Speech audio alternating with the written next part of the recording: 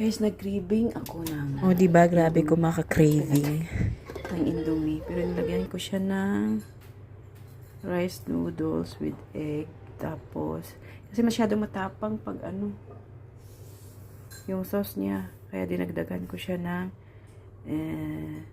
rice noodles. Pag isa lang kasi lulutuin ko bitin.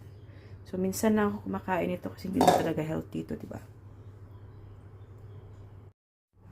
Ganyan ako, guys. May rice noodles siya. Tapos, isang balot ng Indomie. Tapos, may egg siya. Sinabay ko na rin pagkulo. Diba, isahan na instant. Kasi bitin kasi pag isa lang. Kaya nilalagyan ko kasi ubusin ko yung seasoning. Minsan lang naman ako makain ito. Kasi may egg. Nagpa-pouch pa. Ang ganda ng egg ko. Haluin ko muna.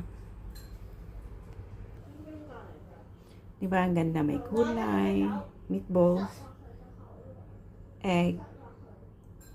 O siya, kain tayo. Ayan guys, kain tayo. Makain din yung mga bata doon. Kiki naman yung kanila. Minsan ko lang siniserve yun. Kasi hindi siya healthy. Pag lagi. Kasi kahit mamahaling noodles yun, noodles pa rin yun.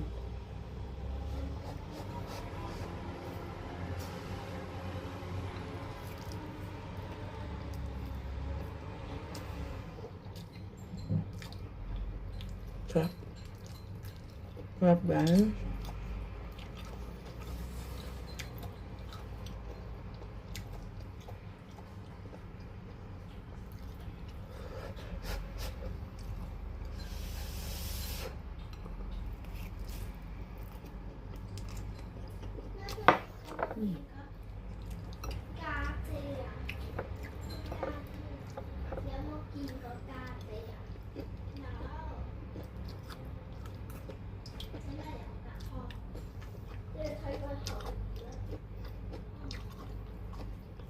Ayan guys, so minsan na ako talaga kumakain ito kasi hindi naman talaga to healthy, So, ayan, sarap ng kain ko, no?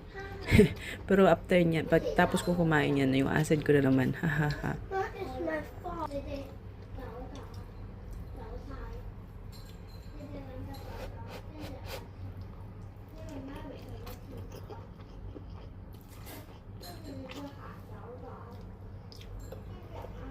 Yung egg natin.